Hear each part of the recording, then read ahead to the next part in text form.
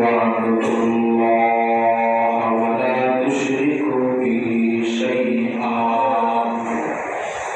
আল্লাহ সর্বপ্রথম বলতেছেন যে তোমরা আমি আল্লাহর ইবাদত করো। আমি আল্লাহর কি করো?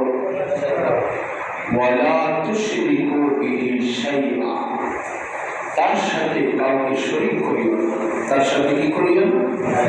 শরীক করিও না। এখানে আল্লাহ পাক রব্বুল আলামিন সর্বপ্রথম আল্লাহ নিজের হকের কথা বলতেছেন যে আমি আল্লাহর ইবাদত করবা, আমার সাথে কাউকে শরীক করবা না। এই জন্য মুফাসসিরিনে কিরাম বলেন যারা আল্লাহর হক আদায় করতে পারবে না তারা কোনোদিন বান্দারও হক আদায় করতে পারবে না। ঠিক কিনা? যারা আল্লাহর হক আদায় করতে পারবে না তারা কোনোদিন কার হক আদায় করতে পারবে না? বান্দার হকও আদায় করতে পারবে না। এখন আপনি যত যাই বলেন না কেন, আসুন আল্লাহর হক কি সেটা জানার প্রয়োজন আছে কিনা নাই? কথা বলেন। আপনাদের কারণ কি চলে গেছে নাকি? আপনারা আমার সাথে কথা বলেন। আল্লাহর হক জানার প্রয়োজন আছে কিনা নাই? এক নম্বর হলো আল্লাহর এক নম্বর হক হলো আল্লাহ তাআলা যে এক, এটা সর্বপ্রথম মালিকের ওয়াহদানিয়ত স্বীকার করা। প্রথমে কি করা? আল্লাহ তাআলা যে এক, এই ওয়াহদানিয়ত কি করা? স্বীকার করা। আল্লাহ তাআলা এক নম্বর হক। দুই নম্বর হক আল্লাহ তাআলার ইবাদত অর্থাৎ গোলামি করা। আল্লাহ তাআলার ইবাদত অর্থাৎ গোলামি করা। নামাজ, রোজা, হজ, যাকাত এগুলো সব কি করা? আদায় করা। এটাও কি আল্লাহ তাআলা। এবার আসুন বান্দার হক সম্পর্কে আমরা অবগত হব। বান্দার হক আমরা ধারাবাহিকভাবে আলোচনা করব। বান্দার হক বড় ভয়ঙ্কর জিনিস। যার ভিতরে আল্লাহর হক আদায় আছে, যার ভিতরে বান্দার হক আদায় আছে, এই দুইটা থাকতে হলে সর্বপ্রথম তাকওয়া অর্থাৎ ভয়ের প্রয়োজন আছে। কিসের প্রয়োজন আছে? ভয়ের প্রয়োজন আছে। আল্লাহ তাআলাকে ভয় করতে হবে। যারা আল্লাহকে ভয় করে তাদের ভিতরে হক নষ্ট করার কোনো কি থাকে না, চিন্তা ফিকির থাকে না। আপনি আল্লাহকে ভয় করলে আপনার অন্যের সম্পদ চুরি করে চুরি করে খাওয়ার কোনো ইয়ে থাকবে? শক্তি থাকবে? চিন্তা ফিকির থাকবে? কারণ আপনি জানেন আমাকে কে দেখছেন? আল্লাহ দেখছেন। আল্লাহর ভয় থাকলে আপনি চুরি করবেন, ডাকাতি করবেন। আল্লাহর ভয় যদি কারোর ভিতরে থাকে সেই কোনোদিন চুরি করবে, ডাকাতি করবে, জেনা করবে, হারাম কাজ করবে, হারাম খাইবে? করবে। সুতরাং আল্লাহ তাআলার হক যার ভিতরে তাকওয়া আছে সেই সর্বপ্রথম কি করবে? আল্লাহর হকও আদায় করবে, বান্দার হকও আদায় করবে। এখন এক ব্যক্তির ভিতরে আল্লাহ তাআলার ভয় নাই, সে চুরি করবে কিনা, ডাকাতি করবে কিনা, অন্যের জমিনের আইল কাটটা জমিন বাড়াইব কিনা? কথা বলেন। অন্যের জমিন দখল করবে কিনা, দখল করে নিজের সীমানায় ঢুকাইবে কিনা? এরকম চুর বাটপার সমাজে আছে কিনা? নাই। এরকম চুর বাটপার সমাজে কিনা অভাব। ভাই ভাইয়ের সাথে সামান্য সম্পদের জন্য বেইমানি করে ফেলে, ভাই ভাইয়ের সাথে সামান্য সম্পদের জন্য গাদ্দারি করে ফেলে, সামান্য সম্পদ আর টাকার জন্য ভাই বন্ধুত্বের সম্পর্ক নিমিষে শেষ হয়ে যায়। এই জন্য আমি আমার বাইরে বলছি, বাবার যে সম্পত্তি আছে, তোর যেখান থেকে ভালো লাগে তুই এখান থেকে নিবি। তোর যেখান থেকে ভালো লাগে তুই এখান থেকে নিবি। তোর যদি ডাইন সাইড ভালো লাগে ডাইন সাইড নিবি, তোর যদি বাম সাইড ভালো লাগে বাম সাইড নিবি। ডাইন সাইড বাম সাইড কেন বললাম? আমার আব্বা আবার খুব বুদ্ধিমান মানুষ। বাসা এমনভাবে তৈরি করছেন, 6 রুম দিয়া 2 পাশে না, মাঝখান দিয়ে রাস্তা। এখন তোমার যেদিকে ভালো লাগে, এদিকে যা আছে ওইদিকে তা আছে। এদিকে যদি একটা ফ্রিজের লাইন থাকে ওইদিকেও কি আছে? ফ্রিজের লাইন আছে। এদিকে মোটরের লাইন থাকলে ওইদিকেও কি আছে? একদম সেপারেট করে দিচ্ছি। এই যে আমি বলছি তোর যে সেট ভালো লাগে ইজ্জত নিয়ে যা। কি প্রয়োজন? সামান্য সম্পদের জন্য নিজের রক্তের সাথে বেঈমানি হয়ে যায়। এই সম্পদ নিয়ে কি আমি কবরে যেতে পারবো? কেন? এই জন্য বলতেছিলাম বান্দার হক বড় ভয়ঙ্কর জিনিস। আজকে শুনলাম এক শায়েখকে প্রশ্ন করছে যে, শায়েখ, আমার বাবা, আমাদের ভাই, সব ভাইয়ের মধ্যে আমাদের সব সম্পত্তি কি করে দিছে? বন্টন করে দিছে। সব সম্পত্তি কি করে দিছে? বন্টন করে দিছে। কিন্তু আমাদের বোনদেরকে সামান্য পরিমাণও আমার বাবার সম্পত্তি দেয় নাই। সামান্য পরিমাণও কি করে নাই? সম্পত্তি দেয় নাই। তখন শেখ আব্দুর রাজ্জাক বিন ইউসুফ উনি উত্তর দিয়েছেন যে, আজকে সন্ধ্যার ভিতরে সব ভাইয়েরা বসে মিটিং করো, মিটিং করে নিজেদের বোনের সম্পত্তি বোনকে বুঝায় দাও, আর না হলে তোমার বাবা এখনো দুযোগে আছে। তোমার বাবা এখনো কোথায় আছে? তোমার বাবা এখনো কবরে জাহান্নামের আগুনে জ্বলতেছে। কেন জ্বলতেছে? তার হক আদায় করে নাই। আল্লাহ তাআলা চাইলে আল্লাহর হক মাফ করে দিতে পারেন, কিন্তু বান্দার হক আল্লাহ তাআলা মাফ করেন না। তার সমঝোতা বোঝাপড়া বান্দারটা বান্দার সাথেই হয়। বান্দারটা কার সাথে হয়? বান্দার সাথে হয়। বহু হাদিস পাওয়া যায়, অনেক সম্পদওয়ালা, অনেক আমলওয়ালা, আখিরাতের সম্পদওয়ালা, আমল খুব বেশি, কিন্তু নিজের আত্মীয় স্বজনদের নিজের রক্তের সম্পত্তি ভোগ করার কারণে বড় বড় হজ করছে, বড় বড় ইবাদত কামাইছে, কিন্তু হক আদায় না করার কারণে কাল হাসরে তার আমল শূন্য হয়ে যাবে, শুধু তার প্রতিবেশীকে দিতে দিতে। এটার হক নষ্ট করার কারণে দিতে দিতে তার আমল কি হয়ে যাবে? শেষ হয়ে যাবে। আসুন আমরা একটা ঘটনা শুনে নেই, আল্লাহ তাআলার প্রতি কেমন ভয় রাখা উচিত ছিল। খলিফাতুল মুসলিমিন হযরত ওমর রাদিয়াল্লাহু তাআলা 26 লক্ষ বর্গমাইল এলাকার খলিফা ছিলেন। কয় লক্ষ? 26 লক্ষ, যাকে অর্ধজাহানের খলিফা বলা হয় হযরত ওমর। আল্লাহ নবীজি সাল্লাল্লাহু আলাইহি ওয়াসাল্লাম বলেন, লাউ কানা বাদি নবিয়ান লাকানা ওমর। আল্লাহ নবীজি সাল্লাল্লাহু আলাইহি ওয়াসাল্লাম বলেন, আমার পরে যদি কেউ নবী হইতো তাইলে ওমরই নবী হইতো। সুবহানাল্লাহ। খলিফাতুল মুসলিমিন হযরত ওমরের মিজাজের উপরে আল্লাহ তাআলা কোরআনে 27 জায়গায় আয়াত নাযিল করছে। সুবহানাল্লাহ। ওই হযরত ওমর রাদিয়াল্লাহু তাআলা আনহু, যিনি অর্ধজাহানের বাদশা হওয়ার পরেও আল্লাহর বান্দা 24 ঘন্টার মধ্যে 23 ঘন্টা সমাজের মদিনার প্রজাদের খেদমতে নিয়োজিত থাকতেন। কয় ঘন্টা খেদমত করতেন? কয় ঘন্টা খেদমত করতেন? 23 ঘন্টা। ওনার কওমের, ওনার জাতির খেদমত করতেন কয় ঘন্টা? 23 ঘন্টা। আর 1 ঘন্টার সময় শুধু বিশ্রাম নিতেন, আর সেটা হইল জোহরের পর আসরের আগ পর্যন্ত। সুবহানাল্লাহ। 24 ঘন্টার মধ্যে 23 ঘন্টা শুধু প্রজাদের সেবায় উনি কি থাকতেন? নিয়োজিত থাকতেন। আর 1 ঘন্টা সময় শুধু কি করতেন? বিশ্রাম নিতেন, অর্থাৎ জোহরের পরে কাইলুল্লাহ যারে বলা হয়। হযরত ওমর রাদিয়াল্লাহু তাআলা 23 ঘন্টা কি করতেন? প্রজাদের সেবায় নিয়োজিত থাকতেন। আর 1 ঘন্টা ঘুমাতেন। আর 1 ঘন্টা যে ঘুমাইতেন, কোনো রাজপ্রাসাদে ঘুমাইতেন না। কোথায় ঘুমাইতেন না? কোথায় ঘুমাইতেন না? কোনো রাজপ্রাসাদেও ঘুমাইতেন না। ওনার পিছনে কোনো পাহারাদার কি থাকতো না, নিয়োজিত থাকতো। ওই মদিনার বাজারে, মদিনার প্রাঙ্গণে কোনো গাছের ছায়ার নিচে মাথার নিচে হাত দিয়া ঘুমায় থাকতেন। সুবহানাল্লাহ। অর্ধজাহানের বাদশা হযরত ওমর সেই উমর চাইলে রাজার হালে থাকতেন, কিন্তু না, 1 ঘন্টাও যে বিশ্রাম নিতেন মদিনার কোন গাছের ছায়ার নিচে, মাথার নিচে, গালের নিচে হাত দিয়ে রাত্রে ঘুমাই থাকতেন। ওই যে 1 ঘন্টা, এই 1 ঘন্টা শুধু মাথার নিচে হাত দিয়ে ঘুমাইতেন।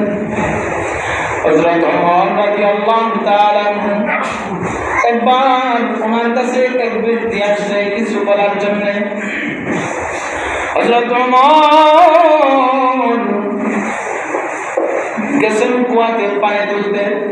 ওই ব্যক্তি বাড়িতে এসে বলতেছে, বাড়িতে আসেন নি কেউ? আমি হযরত ওমরের কাছে আলাপ করতে আসছি, এক বিষয়ে কথা বলতে আসছি। পরিবার থেকে আওয়াজ আসছে, উনি তো করে নেন। আরেকজন বলতেছেন, আমি দেখেছি হযরত ওমর কলস হাতে নিয়ে কুয়ার পাড়ে গেছেন পানি আনতে। সুবহানাল্লাহ। অর্ধজাহানের বাদশা, অর্ধজাহানের বাদশা, তিনি কলস নিয়ে কই গেছেন? কুয়ার পাড়ে গেছেন পানি আনতে। ওই ব্যক্তি যায়, যাওয়ার পর হযরত ওমর রাদিয়াল্লাহু তাআলা কে দেখে, আমাদের তো কোন ভবনের মতো কোন সিস্টেম নাই। হযরত ওমর এমন বাদশা ছিলেন, সাধারণ থেকে সাধারণ মানুষ পর্যন্ত তার সাথে সাক্ষাৎ করতে পারত। কিন্তু আমাদের প্রধানমন্ত্রীর সাথে সাক্ষাৎ করতে গেলে কয় দরজাতে যাইতে হয় একমাত্র আল্লাহ ভালো জানেন। কত সিকিউরিটির কাছে যেতে হয় একমাত্র আল্লাহ ভালো জানেন। কিন্তু হযরত ওমর এমন খলিফা ছিলেন, এমন বাদশা ছিলেন। ওমর ফারুক রাদিয়াল্লাহু তাআলা কুল থেকে পানি উঠায়া হাইটা যাইতেছেন, এমন সময় ওই ব্যক্তির ওমরের সাথে দেখা। ব্যক্তি ডাক দিয়া বলেন, ওমর, ও খলিফাতুল মুসলিমিন, আমি আপনার কাছে আসছি। আমি আপনাকে একটা বিষয় বলার জন্য আপনার কাছে আসছি। ওমর রাদিয়াল্লাহু তাআলা কলসটারে মাথার নিচে রাখছেন। ওই ব্যক্তি ডাক দিয়ে বলেন, আপনার মাথার উপরে কলস রাখছেন, কিন্তু আমি কথা বলতে সুবিধা পাইতেছি না। আমার কথা বলা যদি দেরি হয়ে যায় তাহলে আপনার মাথার উপরে কলস রাখাটা কষ্ট হয়ে যাবে। তার এই কথা শুনা হযরত ওমর এবার কলসটাকে হাতের উপরে রাখছেন। কই রাখছেন? এভাবে হাতের উপরে কলস রাখছেন। আবার বলতেছেন, ওমর, ও আমাদের খলিফা, আমার কথাটা যদি দীর্ঘ হয়ে যায় আর আপনার হাঁটুতে আপনি কলস রাখবেন, আর সেইটা আমার জন্য অপছন্দনীয় হবে। ওমর রাদিয়াল্লাহু তাআলা ডাক দিয়া বলেন, কিরে ভাই, এবার একটু রাগ হয়ে গেছেন? ওমর তো খুব রাগী মানুষ ছিলেন। ওমর তো এই রাস্তা দিয়ে গেছেন, শয়তান 40 দিন পর্যন্ত ওই রাস্তা দিয়ে যায় না। যে রাস্তা দিয়ে একবার গেছেন, কয়দিন যায় না শয়তান? 40 দিন পর্যন্ত। এত ভয় পাইতে ওমর রাদিয়াল্লাহু তাআলা রাগ হয়ে গেছেন। কিরে ভাই, কি ব্যাপার? তুমি আমাকে বারবার এরকম বলে বিরক্ত করতেছিল না, তুমি কি বলার কি বলবে বলো। লোকটা ডাক দেয়া বলেন, ওমর, আপনি মাথার মধ্যে কলস রাখছেন, আপনার কষ্ট হবে বিদায় আমি কথা বলতেছি না, যদি আমার কথা লম্বা হয়ে যায়। আপনি হাঁটুর উপরে কলস রাখছেন, আমি কথা বলতেছি না, যেন আপনার কষ্ট না হয়। ওমর রাদিয়াল্লাহু তাআলা ডাক দেয়া বলেন, তুমি জানো আমি কেন তোমার তাড়াতাড়ি কথা বলার জন্য বলতেছি? দেখো, আমি যে কুয়া থেকে পানি আনছি, আমার কলসের নিচটা এখনো ভিজা আছে। কি আছে? আমার কলসের নিচটা এখনো ভিজা আছে। আমি যদি এই কলসটা অন্যের জমিনের উপরে আমি দাঁড়ায় আছি, আমি যদি তার জমিনের উপরে কলসটা রাখি, রাখার কারণে, ভিজা থাকার কারণে কিছু ধুলিবালি কলসের নিচে লাগবে, লাগবে কি লাগবে না? কিছু কলসের নিচে কিছু ধুলাবালু লেগে যাবে। এই জন্য আমি যদি এই ধুলাবালু নিয়ে আমার বাড়িতে যাই কলসের নিচে করিয়া, কাল হাসরে যদি আল্লাহ ডাক দিয়ে বলে, উমর, তুমি তো অন্যের হক নষ্ট করেছো, তুমি তো আরেকজনের জমিন থেকে কিছু ধুলাবালি তোমার কলসের নিচে করে নিয়ে আসছো, তখন আমি আল্লাহর কাছে কি জবাব দিব? সামান্য ধুলাবালু কলসের নিচে আসছে, এই জন্য তিনি জমিনের মধ্যে ভিজা কলসটা রাখতে চান নাই। এই সামান্য ধুলা বালুর কারণে মালিকের দরবারে যদি আটকায় যায়, কেমন ছিল তারা, কেমন আল্লাহর ভয় তাদের ভিতরে ছিল। আমি আপনাদেরকে আর একটা ঘটনা শোনাই। এক বাদশা ছিলেন যার নাম ছিল নৌশেরওয়া। কি নাম? নৌশেরওয়া। ওই বাদশা বড় বিচক্ষণ বাদশা ছিলেন। ওনার জামানায় দুই ব্যক্তি, এক ব্যক্তি আরেক ব্যক্তির কাছ থেকে জমি কিনছে। কি কিনছে? এক ব্যক্তি আরেক ব্যক্তির কাছ থেকে জমি কিনছে। কেনার পর ওই ব্যক্তি জমি খনন করবে, ফাউন্ডেশন দিয়া ঘর করবে, এর জন্য জমি খনন করতেছে। জমি খনন করার পর খনন করতে করতে এক পর্যায়ে দেখা যায় জমিনের নিচে থেকে, মাটির নিচে থেকে একটা স্বর্ণের কলসি বের হয়েছে। কি বের হয়েছে? স্বর্ণের কলসি বের হয়েছে। আমরা যদি হইতাম আগে দেখতাম ডানে বামে মানুষ আছে কিনা, নিয়ে বাড়িতে দৌড়, ঠিক কিনা? আমরা যদি হইতাম আগে দেখতাম স্বর্ণের কলসি পাইছে, নিয়ে আগে কি করতাম? ডানে বামে তাকায় কেউ যদি না ধরে কি করতাম? নিয়ে বাড়িতে যেতাম। কিন্তু ওই ব্যক্তি চিন্তা করলো, আমি তো তার কাছ থেকে জমি কিনছি, কলসি কিনি নাই। আমি তার কাছ থেকে কি কিনছি? জমি কিনছি, কলসি কিনি নাই। তো ভাইয়া বিক্রেতার বাড়িতে গেছে, যাই বলে, ভাই তোমার কাছ থেকে আমি জমি কিনছি, আমি তোমার কাছ থেকে এই স্বর্ণের কলস কিনি নাই। ওই ব্যক্তি ডাক দিয়ে বলেন, ভাই আমার, আমিও তো আপনার কাছে জমিনের নিচ থেকে আসমানের উপর পর্যন্ত যত কিছু আছে সব কিছু তোমার কাছে বিক্রি করে দিছি। যেমন ক্রেতা তেমন বিক্রেতা, যেমন ক্রেতা তেমন বিক্রেতা।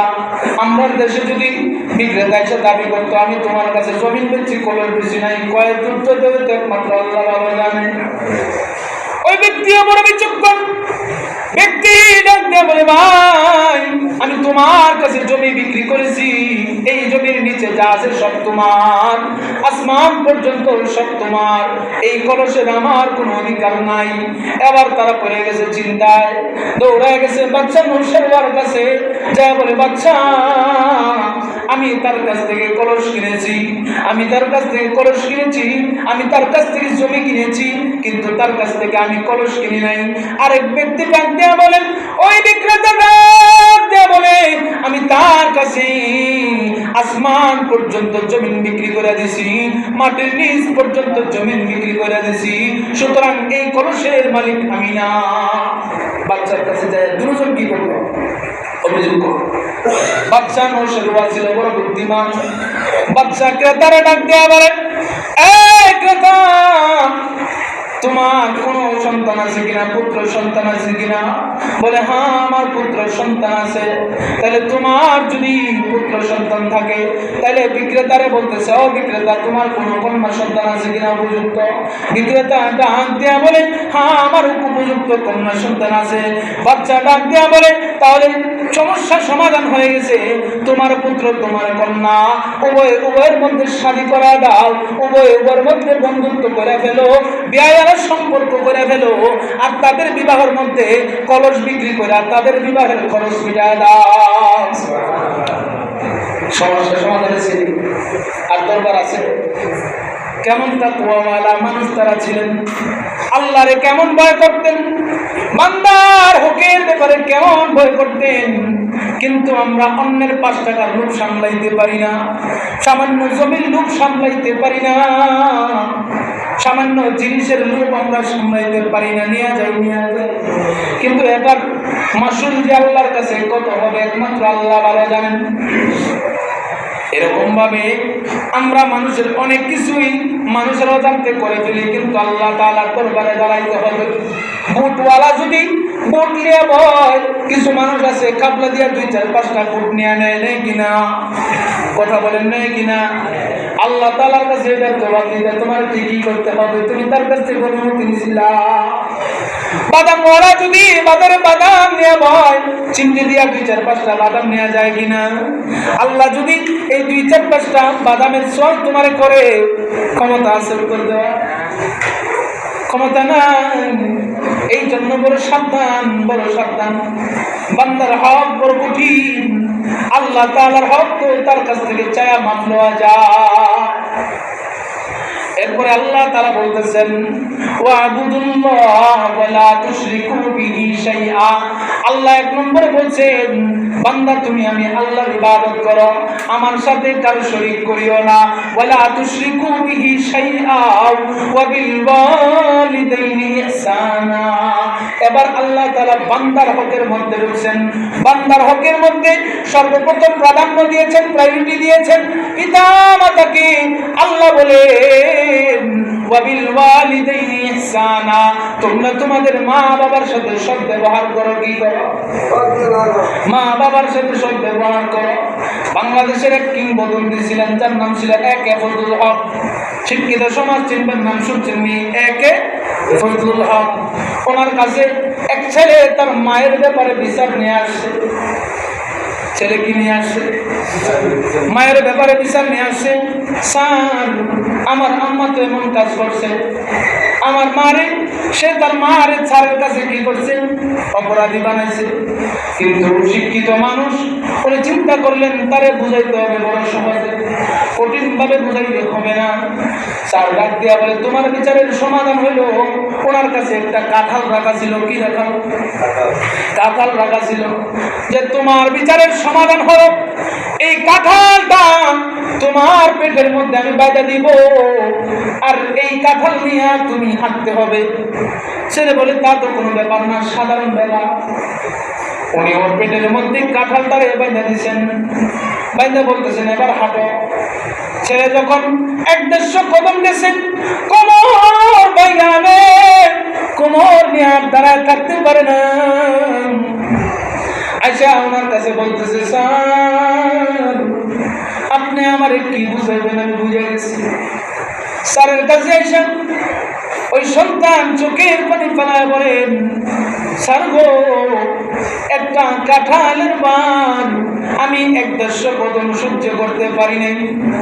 আমার মা আমারে 10 মাস 10 দিন পেটের ভিতরে রাখছেন। আমার মায়ের পেটের ওজনটা তো এমন হয়েছিল বলছা, আমার মা আমার 10 মাস 10 দিন পেটে লইয়া রান্না করতে গেছে, লাথি মারছি, লাফ দিয়ে উঠে গেছে। আমার মা 10 মাস 10 দিন আমার পেটে লইয়া বাথরুমে গেছে, আমি লাথি মারছি, লাফ দিয়ে উঠে গেছে। কখনো এমন লাভ দিছি মা খাবারে বসছে, এমন নাড়া দিছি বেতার জ্বালায় মা লাভ দিয়ে উঠে গেছে। ও বাবা জিনা আমার, যারা বাবা হয়েছেন তারা তো দেখছেন নিজের স্ত্রীর সময় কষ্টকালের সময়টা কেমন থাকে। ওই সন্তান নিজের ভুল বুঝে বুঝে বুঝে ফেলছে, ও স্যার আমার মায়ের বিচার করতে হবে না, আমি আমার বিচার বুঝে গেছি। এই জন্য বাবা জিনা আমার, বর্তমান ছেলেরা বাইরে বন্ধু বান্ধবের সাথে বড় সুন্দর ব্যবহার করে, কিন্তু ঘরে এসে মা বাবার চোখের লাল দেখতে পারে না, এমন ছেলে আছে কিনা? না, মা বাবারে দেখতে পারে না, মা বাবারে মজা লাগে না। ও বাবজান, যেদিন মা বাবা দুনিয়া থেকে চলে যাবে ওই দিন বুঝবেন দামি কত দামি জিনিস তোমার ঘরে ছিল। এই জন্য থাকতে মর্ম শিখো, থাকতে তাদেরকে কদর করতে শিখো। এই জন্য বুজুর্গরা বলেন শরীরের চামড়া দিয়া যদি পিতা মাতার জুতা বানায় দেওয়া হয়, তাদের 1 ফোঁটা দুধের হিসাব কেউ দিতে পারবে না। এই জন্য আল্লাহ তাআলা 2 নম্বর বলতেছেন, আল্লাহ নিজের পরে বলতেছেন আমার সাথে তোমরা কেউ শরীক করে না, আমি আল্লাহর ইবাদত করবা। 2 নম্বর বলতেছেন বান্দারে আমি আল্লাহ তোরে তৈরি করছি ঠিকই, কিন্তু তোরে তো আমি একটা মাধ্যমে দুনিয়ায় পাঠাইলাম, সেই মাধ্যমটা হলো তোর মা বাবা, তাদের সাথে তুই ভালো ব্যবহার করবি, সৎ ব্যবহার করবি, এটা আল্লাহ তাআলা বলতেছেন। 3 নম্বরে আল্লাহ তাআলা বলতেছেন ওয়াবিদিল কুরবা, তুমি তোমার নিকট আত্মীয় স্বজনের সাথে ভালো ব্যবহার করবা, আত্মীয় স্বজনের হক নষ্ট করবা না, তাদের খোঁজ খবর নিবা, তাদেরকে ডাকবা, তাদেরকে মহব্বত করবা, তাদেরকে দেখাই না খাওয়াইবা। আল্লাহ আত্মীয়র কথা বলতেছে, অনেকের বাবা নাই, মনটা চায় বাবারে বাবা বলে ডাক দিবে, অনেকের বাবা নাই, ঈদের পরে ঈদ চায়, মনটা চায় বাবার একটা লুঙ্গি কিনা দিবে, অনেকের মা ডাকতে ইচ্ছা করে কিন্তু মা নাই, কিন্তু মনে চায় কারোর জন্য একটা শাড়ি কিনা দেই। আল্লাহ এখানে বলতেছেন তুমি তোমার আত্মীয়র খবর নিবা। এই যুবকেরা শোনো, যারা বাবা নাই, তোমার চাচা বাইচা আছে, তোমার মামা বাইচা আছে, তোমার খালু বাইচা আছে, তাদেরকে তুমি একটা লুঙ্গি কিনে দিবা, তাদেরকে তুমি একটা শার্ট কিনে দিবা, তাদেরকে একটা পাঞ্জাবি কিনে দিবা, আর তাদের কপালে চুমা খায়া বলবা আব্বা তো জীবিত নাই, নাইলে তো এই কাপড়টা আমার আব্বারে দিতাম। ও চাচা এটা আপনার দিলাম, আমার বাবার জন্য আপনি দোয়া করবেন। অনেকের মা ডাকতে মনে চায় দৌড়ে খালার বাড়িতে যাবেন, খালার কপালে যায় চুমা খাবেন, খালারে যায় একটা শাড়ি কিনে দিবেন, খালার একটু ভালোবেসেন, খালাম্মার জায়গা মা বলে ডাক দিবেন। এই জন্য যুবকেরা আমার, আল্লাহ এখানে তারপরে বলতেছেন আত্মীয় স্বজনের হক আদায় করবা। যে যত বেশি আত্মীয়র খবর রাখে, যে যত বেশি আত্মীয়র খেয়াল রাখে, যে যত বেশি আত্মীয়কে ভালোবাসে, আল্লাহ তাআলা তার সম্পদের মধ্যে উন্নতি করে। এই জন্য আল্লাহর নবীজি বলেন আত্মীয়তা ছিন্নকারী কোনোদিন বেহেশতে যাবে না। যদি তার সাথে কোনো ঝামেলা হয়, তার অন্তত পক্ষে তার সাথে যেন তোমার সালামটা ঠিক থাকে, তার সাথে এমন ব্যবহার করবা না যে ব্যবহারের কারণে তোমার কিয়ামত পর্যন্ত সম্পর্ক ছিন্ন হয়ে যায়। আছে কিনা নাই? ভাইয়ে ভাইয়ের সাথে ভালো সম্পর্ক নাই, আছে কিনা নাই? ভাইয়ে ভাইয়ের সাথে ভালো সম্পর্ক নাই, এবং জাল জালের মধ্যে ভালো সম্পর্ক নাই, ননদ ভাবির মধ্যে ভালো সম্পর্ক নাই, এরকম সম্পর্ক আছে কিনা নাই? আল্লাহ রাসূল বলেন যারা আত্মীয়তা ছিন্ন করে, যারা ভাই ভাইয়ের বন্ধন নষ্ট করে, যারা ভাই বোনের বন্ধুত্ব নষ্ট করে, যারা আত্মীয় স্বজনের ভালোবাসা নষ্ট করে, তারা কোনোদিন জান্নাতে প্রবেশ করবে না, কোনোদিন জান্নাতে প্রবেশ করবে না। আল্লাহ রাসূলের সাহাবী হযরত তালহা রাদিয়াল্লাহু তাআলা নবীর উপর আয়াত নাযিল হয়ে গেছে। কি আয়াত? যারা আল্লাহরে পাইতে চায়, যারা আল্লাহরে ভালোবাসতে চায়, সে যেন তার নিজের সম্পদের মধ্যে সবচেয়ে দামি, সবচেয়ে উত্তম, সবচেয়ে মহব্বতের জিনিসটা আল্লাহর রাস্তায় দান করে দেয়। তখনকার জামানায় হযরত তালহা ইবনে জুবাইর রাদিয়াল্লাহু তাআলা মদিনার মধ্যে পানির ব্যবস্থা নাই, কিন্তু ওনার বাগানে ছিল পানির ব্যবস্থা। এত দামি বাগান মদিনায় আর কারো বাগান ছিল না। হযরত তালহা রাদিয়াল্লাহু তাআলা ওই বাগানটা এত দামি ছিল, এত দামি ছিল। আল্লাহর এই আয়াত নাযিল হওয়ার পর তোমার নিজের পছন্দের জিনিস আল্লাহর রাস্তায় দান করে দাও। এই আয়াত নাযিল হওয়ার পর নবীর দরবারে তোরা যায়, যা বলে নবী গো আমি জানি আমার বাগানটা মদিনার সবচেয়ে দামি বাগান, আমার বাগানটা দুনিয়ার সবচেয়ে সুবিধাওয়ালা বাগান, মদিনার সবচেয়ে সুবিধাওয়ালা বাগান। নবী আমি আমার এই বাগান আল্লাহর রাস্তায় সদকা করে দিলাম। নবীরে ডাক দিয়া বলে নবী গো এখন আপনি যা ইচ্ছা তাই করতে পারেন। নবী বলেন, নবী চাইলে বলতে পারতেন তোমার সম্পত্তিটা বাইতুল মালে জমা দিয়ে দাও। নবী চাইলে বলতে পারতেন তোমার সম্পত্তিটা তুমি গরিবদের মধ্যে বন্টন করে দাও। নবী চাইলে এরকম করে বলতে পারতেন, কিন্তু নবী বলেন নাই। নবী বলেন ও তালহা তোমার এই সম্পত্তিটা তুমি তোমার আত্মীয় স্বজনের মধ্যে বন্টন করে দাও। এত দামি বাবা, আত্মীয় স্বজনের মধ্যে কি করে দাও? বন্টন করে দাও। তাদের হক আছে কিনা না? এমনও ভাই আছে বছরের পর বছর যা বোনের একটা খবর নেই, গর্ব আল্লাহ আল্লাহ কি করবো? বাতিজিটারে যে বিয়া দিছে, বিয়ার পরে আর কোনোদিন খবর হয়ে গেছে, এমন চাচা আছে কিনা নাই? অথচ আল্লাহ রাসূল বলছেন আম্মুর রাজুল সিনহু আবি, চাচা হলে বাপের মতো। চাচা কার মতো? বাপের মতো। এরকম আছে কিনা না? বাপের খবর নেয় না, নিজের আত্মীয় স্বজনের খবর নেয় না, শুধু ইয়ানসি ইয়ানসি। এইটার লিগা আল্লাহ কি করবো? ভালো করে ফেলবো। এই জন্য আল্লাহ রাব্বুল আলামিন বলতেছেন যে ওয়াল জারি বিল কুরবা, নিজের আত্মীয় সম্পর্কের আত্মীয় যারা আছে তাদের কি করবা? খোঁজ খবর নিবা, তাদেরকে ভালোবাসবা, তাদেরকে ডাকবা, তাদেরকে কাছে ডাকবা। তারপরে আল্লাহ রাব্বুল আলামিন সময় কত আয়াত করে শেষ করে দিতেছি। তারপর আল্লাহ রাব্বুল আলামিন বলেন ওয়াবিল কুরবা ওয়াল ইয়াতামা, তারপরে বলছেন এতিমদের হক ঠিক করবা, এতিমদের হক আদায় করবা। ভাই বোঝা যায়, ভাইয়ের পুত্রগুলা এতিম, 19-20 বুঝাইয়া সম্পত্তি কাগজ করে নেয় কি নেয় না? এরকম মানুষ আছে কিনা নাই? এরকম এতিমদের হক তোমরা নষ্ট করবে না। ওই দিনদের হক কি করবে না? নষ্ট করবে না। কে বলতেছে? আল্লাহ রাব্বুল আলামিন বলতেছেন ওয়াল মাসাকিন, মিসকিন দরিদ্রদের হক আদায় করবা। তারা যদি তোমার কাছে আল্লাহর রাস্তায় কিছু চায় তাদেরকে তোমরা দিবা।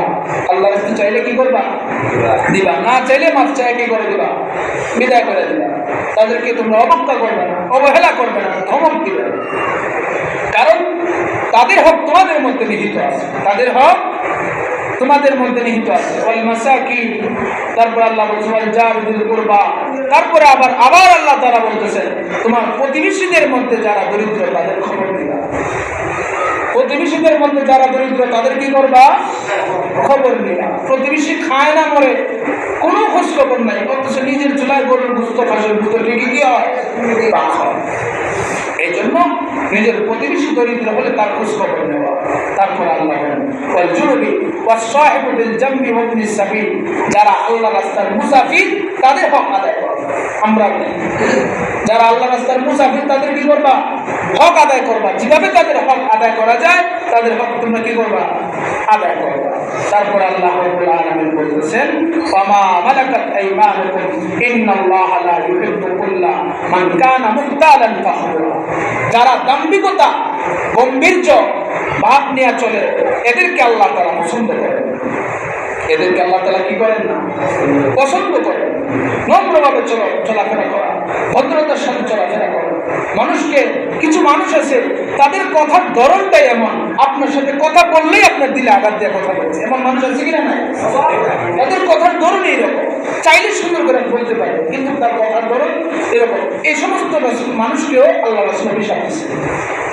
যারা হের ফেরাইয়া মানুষের সাথে কথা বলে, যারা কি করে হের ফেরাইয়া মানুষের সাথে কথা বলে তারা জান্নাতে যাবে না, তারা ভুগাই যাবে না, জান্নাতে যাবে না।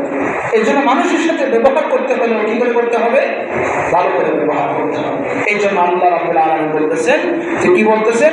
সূরা নিসা 36 নম্বর আয়াতে বলতেছেন ইন্নাল্লাহা লা ইউহিব্বু মান কানা মুখতালান ফাখুরা, যারা দাম্ভিকতা অহংকার নিয়ে সমাজে চলাফেরা করে তাদেরকে আল্লাহ তাআলা কোনদিন ভালোবাসেন না। আল্লাহ সর্বপ্রথম আমি ওদেরকে প্রত্যেকটা হক আদায় করে চলার তৌফিক দান করুন। সবাইকে প্রত্যেকটা কথার উপর আমল করার তৌফিক দান করুন। আমিন। ওয়া আখির দাওয়ানা আনিল হামদুলিল্লাহি রাব্বিল আলামিন।